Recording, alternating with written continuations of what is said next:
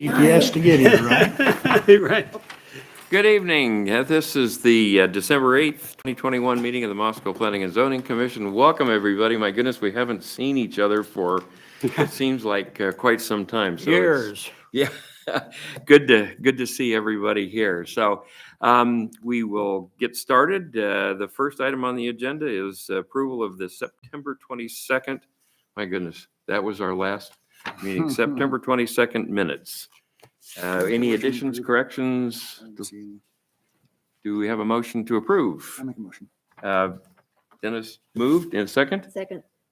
Or Victoria. Well, see, I haven't done this for a while, out of practice. So, all in favor? Aye. Aye. Aye. Opposed? Abstentions? Great, approved. Thank you very much. Next item is our public comment period, 15 minutes for members of the community to come and speak. Is there anybody in the audience that would like to come and address the commission outside of the public hearing? I assume that you're here for the public hearing probably. So, okay, not seeing anybody, we will move then to the public hearing. This is a proposal for comprehensive plan, land use designation and zoning designation for an 8,636 square foot property proposed to be annexed into the city of Moscow and located at 1825 North Polk Street Extension. Mike? Thank you, Mr. Chair, Commissioners. So before you tonight, we have a comprehensive plan land use designation as well as a zoning designation request. And this is property that's being proposed to be annexed into the city. The applicant is Gary Peterson, and the property is 8,636 square feet in size, located at 1825 North Polk Street Extension. Comprehensive plan land use designation is currently suburban residential. Applicant's proposing to retain that designation.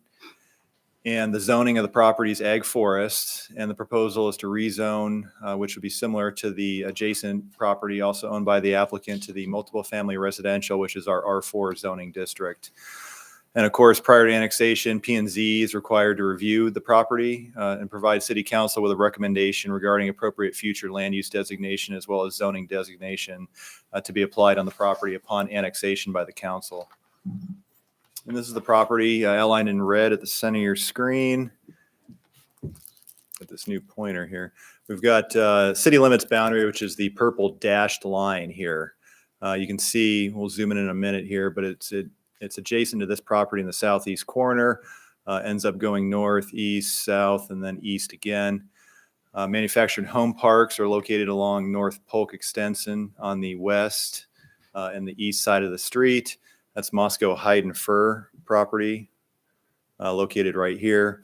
All the surrounding properties to the north within Latah County are primarily rural residential properties.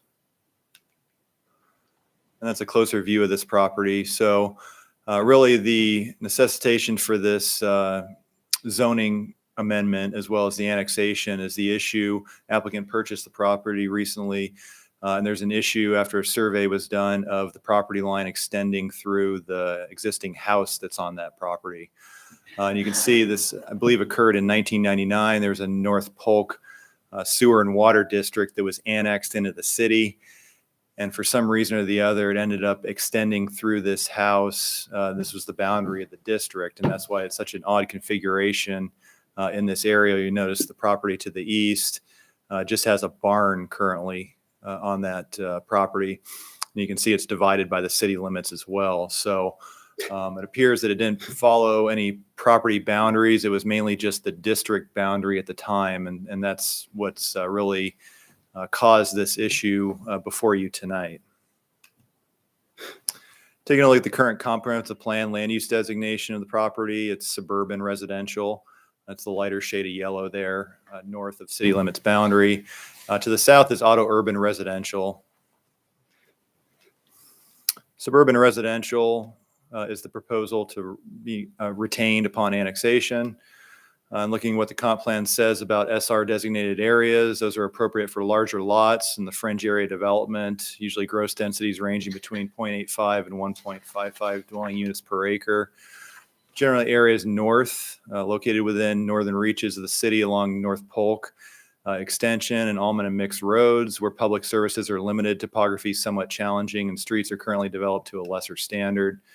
And cluster development within preservation of open space and sensitive areas or steep topography should be promoted within these areas. And the use of this designation should be limited to areas that will not impede more intense development in the future where such more intense development can be accommodated. So that brings us to the current zoning configuration of the area. So it's ag forest for the subject property, as well as a lot of the properties to the north and to the west. Across Polk Street is a suburban residential designation. To the south within the city limits is R4 designation within the manufactured home parks, Moscow Hide and Fur, and a couple other rural residential properties there. The applicant's proposing to essentially just take the existing zone of the subject property that has primarily the house on it and rezone that to the R4 designation. So typically we would not recommend R4 designation be applied to these properties, just looking at the comprehensive plan. The issue here is just the lack of adequate street and public infrastructure in this area. But in this circumstance, staff recommends that this property be rezoned R4 just to be consistent with the existing house, and doesn't feel that strict comprehensive plan conformance is warranted in this situation. So staff's recommending approval of that zoning configuration. Looking at the R4 zoning district in the zoning code, it's the most intense residential land use permitted in the community. It's to be applied where activity levels are high and adequate public facilities are available, especially near the university, central business as well. Adequate transportation should be given high priority. And then uses permitted within the R4 include a wide range of residential uses, as well as professional offices, bed and breakfast, daycare facilities, and parking lots. North Polk Extension is a collector street, 20-foot wide paved roadway. There are minimal gravel shoulders on either side of the street, and it is 2 lanes. And water and sanitary sewer is extended to the current city limits boundary. You can see those utilities there on your screen. Water is in the blue line. Oops. Keep on wanting to hit the wrong pointer. The blue line here is water main, and then sanitary sewer is the green line here. You can see the manhole. In this area, the storm water is conveyed through open ditch conveyance on either side of the roadway. So with that, staff recommends the commission conduct the public hearing, and upon consideration of testimony received, recommend retaining the proposed comp plan land use designation of suburban residential, and recommend approval of the proposed rezone from ag forest to R4 with no conditions. And of course, direct staff to prepare the RCS documents to be approved at a future meeting. I'd certainly try to answer any questions that you have. So anybody have questions for Mike? Looks fairly straightforward. So, okay, I guess with that, Mike, any other issues okay, so let's open the public hearing, and we'll start with hearing from the applicant. Hi, Gary Peterson. Come on up to the podium if you would, please, sir.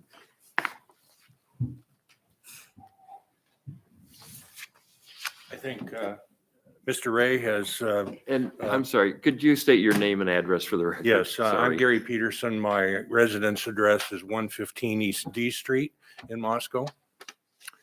And I'm involved with this property through my sole-owned LLC, Radio Thrift. And when I bought the George Germer property there, the larger, it's a fair amount to the left of Polk in the area that's labeled AF right there.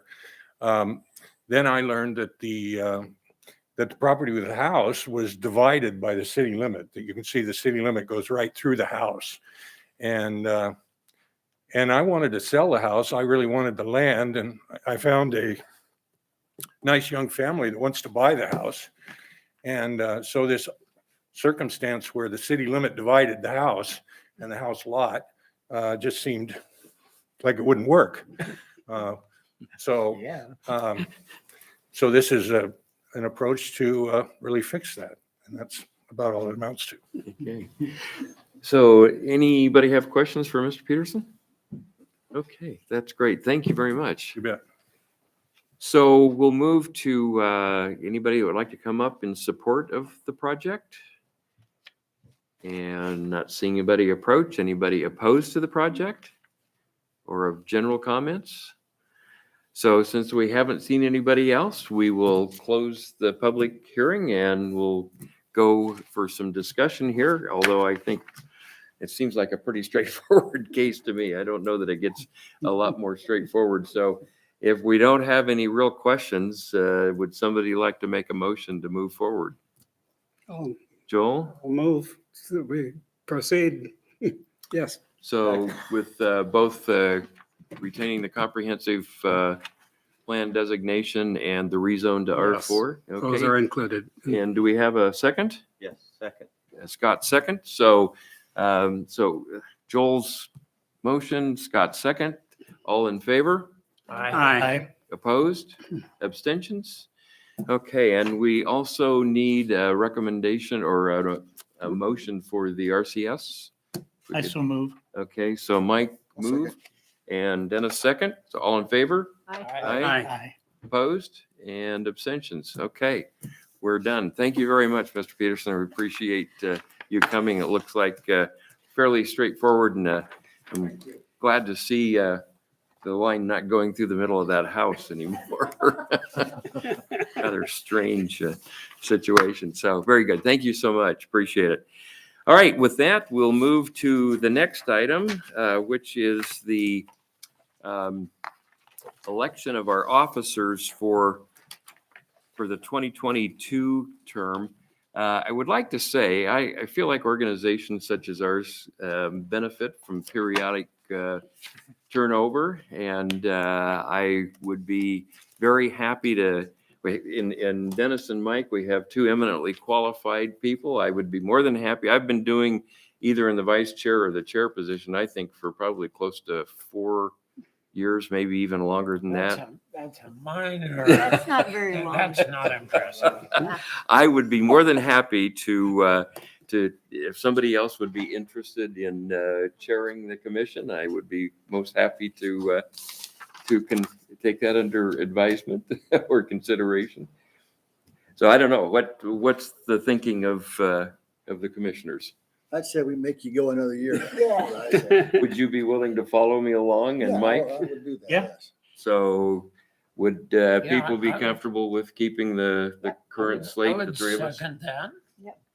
So do we need to take a formal vote on this, Mike? Okay, so who proposed this? I Did we like have you a? did. I like your proposal. Okay, all right, so my motion, no, I don't think it would be appropriate for the record to have the chair So- nominating Who's the himself. vice chair? You're right, so Dennis is Dennis vice, is Mike chair, third. Mike is second.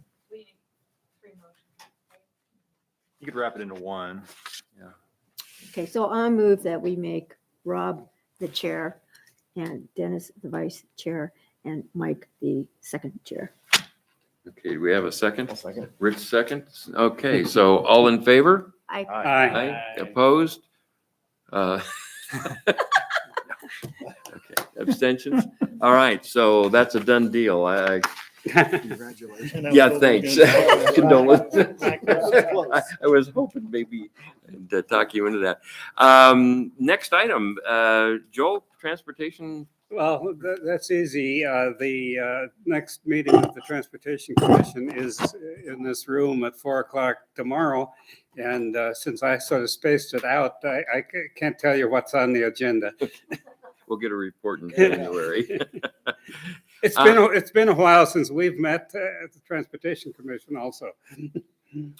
On announcements, we've been talking about getting Tyler or Gina potentially, but particularly Tyler in. Mike and I spoke about that today, and I think what we're going to try to do is the latter part of January. Tyler is going to be out of town for a little bit, but when he gets back, I think we were kind of talking about the second meeting in January potentially. Yeah, or first in February. And one of those meetings, we'll have Tyler come in and address us. I'd like to do this as our group with Tyler so that we can kind of have some back and forth dialogue. And then we'll see where this evolves from there. So that was kind of the thinking that we would proceed. We'll see what his availability is, and Mike will start to coordinate that. So thanks for working on that, Mike. I really appreciate it. And then we'll see after that if there's anything that's appropriate beyond us just getting educated about the issues, and we can make some decisions after that. So with that, I guess we're not going to have a December, well, just this December meeting. We won't have the 22nd meeting. So our next meeting will be January 12th. So any thing on the docket that you can think of, Mike, that's coming? We have a couple outstanding rezones that they just need to get the application and the rest of the materials in. So it's likely that we'll have some, one of those. We'll have the approval of the RCS of this item at that meeting as well. Okay. So, All right, very good. And I noticed that we have this is the same group that we did the 15-minute city, didn't it? Which is good. So addressing a housing shortage, which, oh my goodness, I think that's a very appropriate topic. And why don't everybody take a look at this, and let's put this on the agenda for the January meeting, that first one, and we'll just do a quick discussion at the end of the meeting on that. So with that, do we have anything else for the good of the order? I do have an announcement. Yes, sir. I would just like to introduce Cody Riddle. If you haven't met him before, this is replacing Bill Belknap. He's Deputy City Supervisor used to be Community Planning and Design. I think we're going to go back to Community Development at this time. just too cumbersome with the name, so we're going to go back to Community Development. But Cody was in Boise for a long time, and he's a planner, so I think we'll be in good hands there. Nice. And Well, welcome. Welcome, yeah. I think that the one we have to really talk about too is the fact that when he and his wife were driving up here, she started crying. She was so excited to be back. And so it's really fun for all of us to have someone who really loves Moscow and wants to be here versus, well, I got a job here and I'm going to be here for 2 years and leapfrog to something else. So when I heard that story, I decided that. That's great. Nice. I know people cry coming to Moscow, but that's for well, welcome. It's great to have you on board, and we certainly welcome you to, as you're getting settled, to come to our meetings and interact with us. So, just tonight was a little bit short, but we've actually this isn't our record shortest meeting though. So, Maureen. So, really, we hadn't met for a long time. And when I suddenly noticed we hadn't met since September, I'm like, oh my gosh. No. So this is like really the hot. Because the minutes is always 2 weeks. Oh, anyways, So we met in it's been a long time. And so my answer was, it seems to me that you all have been very busy this year. There's been a lot of development. There's been a lot of changes. And so it's been interesting to be part of that. We change our liaison on January 3rd. So I thought I'd tell you what a pleasure it has been to work and serve with you all, and that I will miss you. And I think I may just show up on that housing meeting anyways, because housing's a huge issue for all of us in town. And I ran into Kathy LaFortune today, and they're having meetings on that as well, since we all are. It's a big issue for us. So thank you all for letting me serve, and I appreciate it. It's been a delight having you here, Maureen. Thank you. You've been a Absolutely. great liaison for us. So thank you so much. So, all right, with that, I guess we will declare the meeting adjourned. Thanks very much, everybody.